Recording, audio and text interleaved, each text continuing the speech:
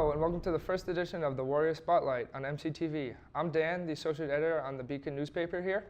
That comes out 6 times a year, so make sure to check that out. I'm here with Taylor Galusha, a swimmer on the women's swimming team. Hi, Taylor. How are you doing today? I'm good. How are you? Good. So let's start off with these questions. So how'd you first get involved with swimming?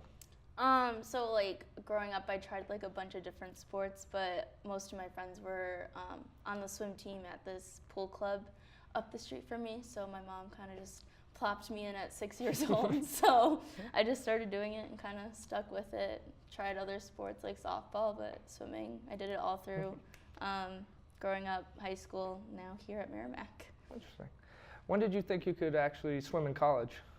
I actually never really thought of swimming in college until my junior year of high school. I started getting like emails from different teams, and then my high school coach mentioned it to me that it could be like good for like getting scholarship money, and it was something I enjoyed, so I wanted to keep doing it. That must have been exciting. Yeah, it was fun to be able to continue because you can't really do it after college. True. It kind of fizzles off. Yeah.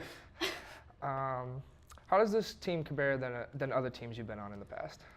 So it's been very interesting because the team started only a few years before I got here in my freshman year. So it was a lot smaller than like the other teams I've been on, like my high school team and different club teams I've swam with. But watching it grow like the past 3 years into like the program that we are today, we went my freshman year not winning any meets to winning like a few last year, and we've been winning kind of consistently this year, which has been super exciting. And it like makes you look forward to like the progress we're gonna make next year, my senior year. That must have been really cool to see. Yeah, it was something that I was looking at like for choosing like where I wanted to go, like being able to like grow a good culture of like a team, like a young team, growing it into like what like a good team like should be. It's been fun. I know when we talked before, you've talked about some injuries you had. What would you say is the most frustrating thing that's happened in like your swimming career? I think so.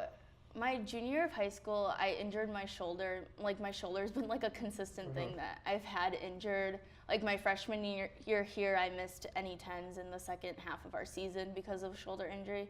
But at the end of last year, my hip started bothering me, and that kind of came out of nowhere.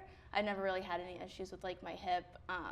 So like this year's been super frustrating not being able to swim and kind of having to like watch from the side of the pool, but I'm getting through it. So, and hopefully I'll be able to swim next year and join the team again.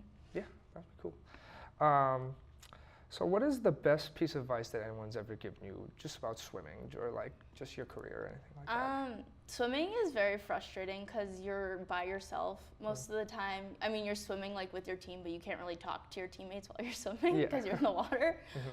So it's very like you're very in your head, but it's more of like being able to just kind of stick with it no matter like what's going on, whether it's like injuries or like a tough practice. Just kind of like putting your head down and just keep swimming, as Dory likes to say. I would say I can't even imagine just having to just be by yourself, just like mentally just be able to just keep going, to like do anything you think of to just while you're doing it, or it ends up being like a lot of math in your head, like calculating how long till practice ends and like how much is left in the set. In high school we had like underwater speakers that our coach would use every Friday for like to play music.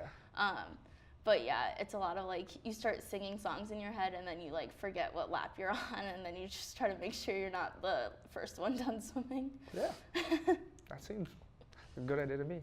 And I know you mentioned it earlier that you don't really know what you're gonna do after college, but do you think you're gonna continue to swim after college, or what are your plans? So I've been coaching the swim team that I grew up swimming with the past 2 summers, and that's something like I'd definitely be like interested doing like on the side, like no matter what like career I end up going down, if I can be involved with swimming, whether it's like helping coaching my own team, or like whatever kids I end up having if they end up swimming, just kind of like sticking with it in some form. It's good exercise, but my body's kind of breaking apart, so it's not letting me. It's very interesting. That's the end of our question. Thanks again for being here, Taylor. Of course. Once again, this was the first edition of the Warrior Spotlight on MCTV. We will see you next time.